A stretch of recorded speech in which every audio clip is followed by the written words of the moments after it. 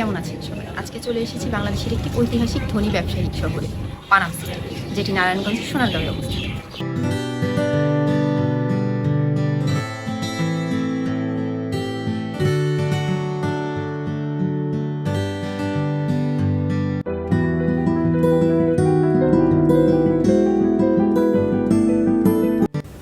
চলুন তাহলে ঘুরে আসা যাক সোনারগাঁওয়ের পানামনগর থেকে। উত্তরা থেকে যাত্রা শুরু করলাম। আমাদের প্রথম গন্তব্য গুলিস্তান। সেখানে পৌঁছানোর পরই আপনাদেরকে জানাবো কিভাবে আপনারাও যেতে পারবেন পানামনগরে। রাস্তার দুধারের নৈসর্গিক সৌন্দর্য উপভোগ করতে করতে এগিয়ে চলেছি আমরা।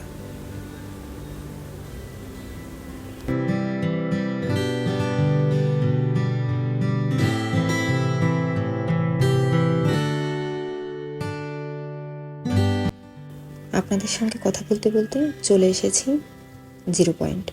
এখান থেকে বাইতুল মোকাররম মসজিদের সামনে দিয়ে স্টেডিয়ামের দিকে এগোতে থাকলে দেখতে পাবেন সারি সারি বাস দাঁড়িয়ে আছে। স্বদেশ বা দোয়েলে উঠে পড়লেই চলে যেতে পারবেন পানামনগরে। জনপ্রতি ভাড়া গুনতে হবে 70 টাকা।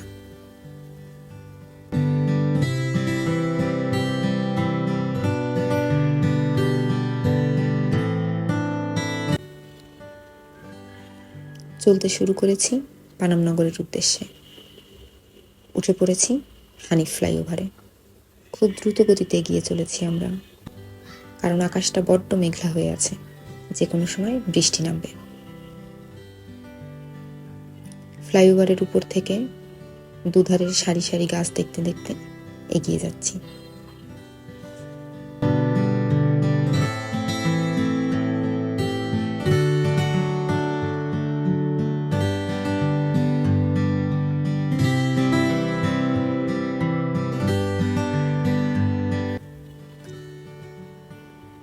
ফ্লাইওভার থেকে নেমে সাইনবোর্ড মোড় পার হয়ে উঠে পড়লাম নারায়ণগঞ্জ মহাসড়কে। বৃষ্টির কারণে একটু বিরতি নিয়েছি। বৃষ্টি থামলেই আবার চলতে শুরু করব।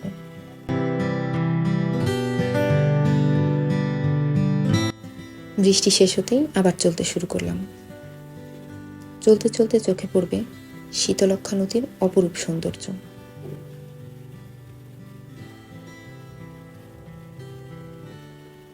আমরা প্রায় চলে এসেছি কাঁচপুর ব্রিজে। এখান থেকে আপনারা উপভোগ করতে পারবেন শীতলক্ষ্যা নদী, সাথে দেখতে পাবেন অনেক পণ্যবাহী জাহাজও।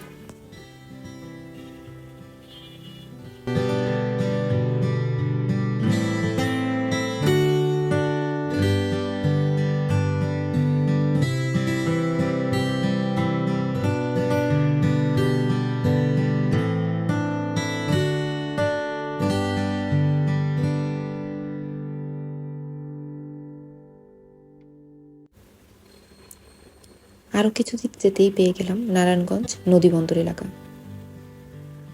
যেখান থেকে শীতলক্ষ্যাকে আপনারা আরো সুন্দরভাবে উপভোগ করতে পারবেন। চলতে চলতে এসে পড়েছি মোগরাপাড়া বাস স্ট্যান্ডের দিকে।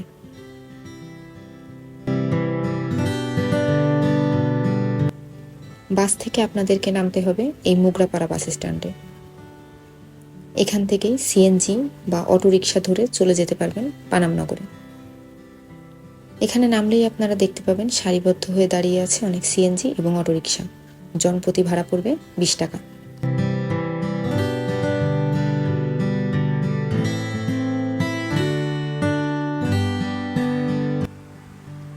যতই পানামনগরের দিকে এগোতে থাকলাম ততই বাড়তে থাকলো সবুজের সমারোহ। এভাবেই গ্রামের রাস্তা ধরে এগিয়ে যেতে থাকলাম আমরা বাংলার এক ইতিহাসের দিকে।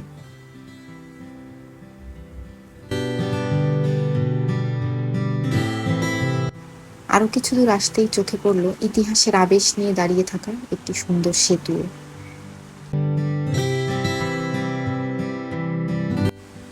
অবশেষে আমরা পৌঁছে গিয়েছি ইতিহাসের সেই ধনী ব্যবসায়িক শহরে। এগিয়ে যেতে থাকলাম মূল ফটকের দিকে। সেখান থেকে 20 টাকা মূল্যের টিকিট কেটে ঢুকে পড়লাম নগরীর মূল সড়কে। প্রবেশের মূল ফটকে দেখতে পাবেন সিমেন্টের তৈরি এরকম একটি বই, যেখানে লেখা আছে পানামনগরের সংক্ষিপ্ত ইতিহাস।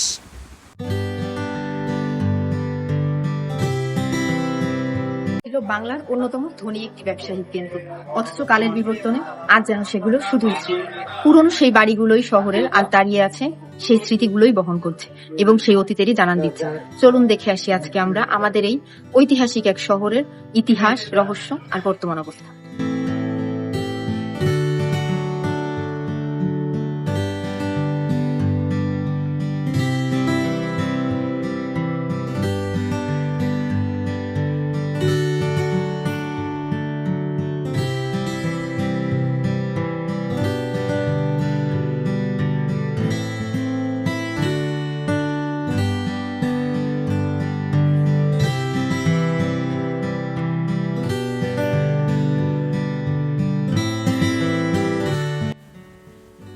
যে শহরে একদিন শত শত মানুষের পদচারণা ছিল, সেই শহরটিই আজ যেন এক ইট পাথরের স্তূপ। প্রকৃতির এ যেন এক নিষ্ঠুর বাস্তবতা। পুরো শহরটাই এখন পরিণত হয়েছে এক জঞ্জালে। প্রতিটি বাড়ির ভিতরেই ভাঙাচোরা দৃশ্য।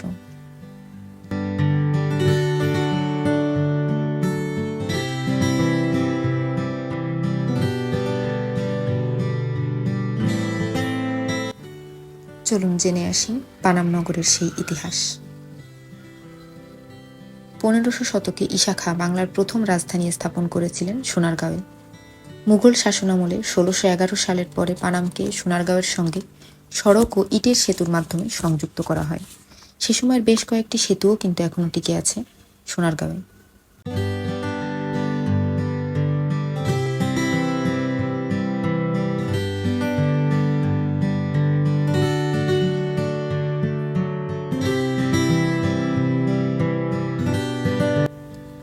শত এবং বিংশ শতাব্দীর শুরুতে ধনী হিন্দু ব্যবসায়ীরা এখানে ইউরোপীয় ঔপনিবেশিক ধাঁচ ও দেশীয় স্থাপত্যের সমন্বয়ে দৃষ্টিনন্দন প্রাসাদ ও বসতবাড়ি নির্মাণ করেন। সে সময় পানাম ছিল মসলিন ও বস্ত্র ব্যবসার এক গুরুত্বপূর্ণ কেন্দ্র।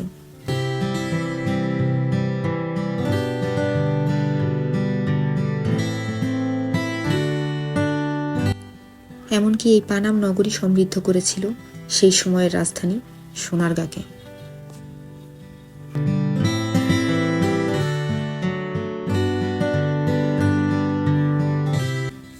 চলুন জেনে আসি পানাম নগরের স্থাপত্যের কিছু বৈশিষ্ট্য।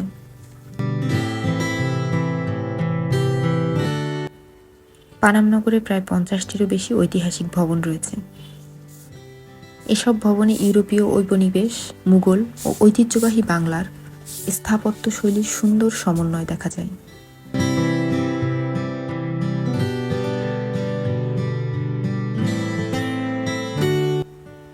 ভবনগুলোর অলঙ্করণ, খিলান, বারান্দা আর ইটের কারুকাজ সে সময়ের সমৃদ্ধ সংস্কৃতি ও ঐতিহাসিক অবস্থার সাক্ষ্য বহন করছে।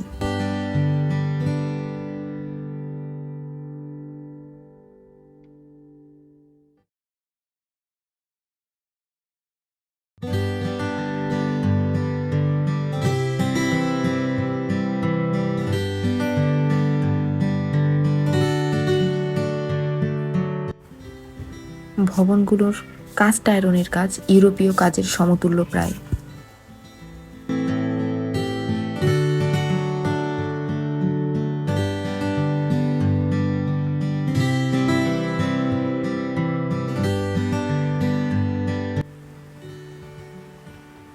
এখানকার বেশিরভাগ ভবনগুলোই একতলা থেকে 3 তলা। বেশ কিছু ভবনে রয়েছে সিরামিক টাইলসের কাজও।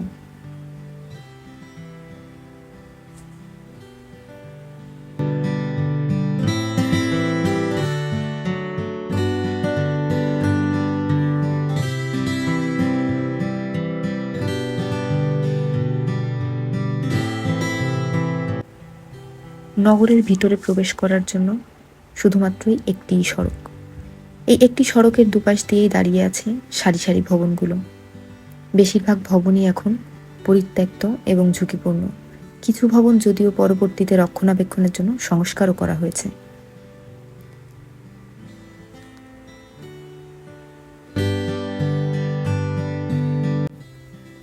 এখন আমি যে সড়ক ধরে হেঁটে চলেছি, এক সময় এই সড়কেই ধনী ব্যবসায়ীদের ঘোড়ার গাড়ি চলত। এ কথা ভাবতেই এক অন্যরকম অনুভূতি হচ্ছে।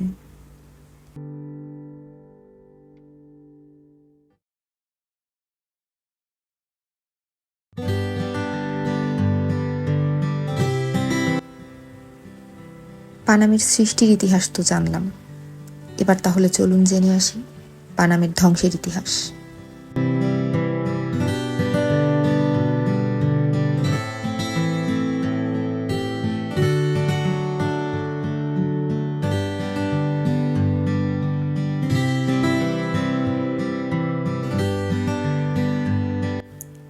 উনিশশো সালের দেশভাগ এবং 1965 সালের ভারত পাকিস্তান যুদ্ধের পরে অনেক হিন্দু ব্যবসায়ী এলাকা ছেড়ে চলে যেতে শুরু করে।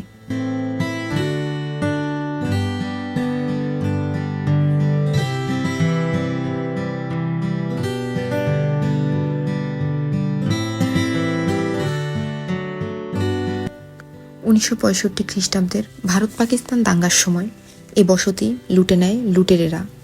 1971 সালের মুক্তিযুদ্ধের সময় হিন্দু ব্যবসায়ী সকলে পাড়ি জমাতে শুরু করেন ভারতে। তখনই জনমানব শূন্য হতে শুরু করে পানাম।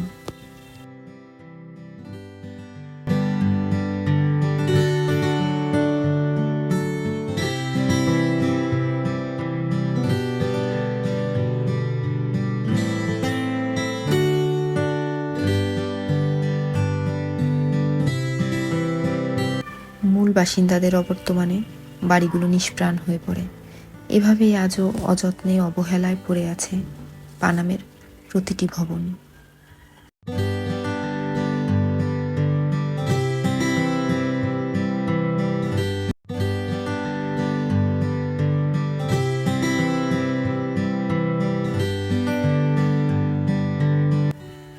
প্রতিদিনই দূর দূরান্ত থেকে পর্যটকেরা আসেন পানাম নগরের এই ইতিহাসকে একটু কাছ থেকে ছুঁয়ে দেখতে।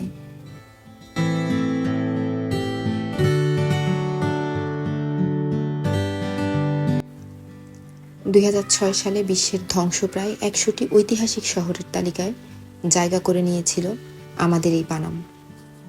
কালের বিবর্তনে হারিয়ে যাচ্ছে এক ইতিহাসের সাক্ষী হয়ে থাকা এই নগর।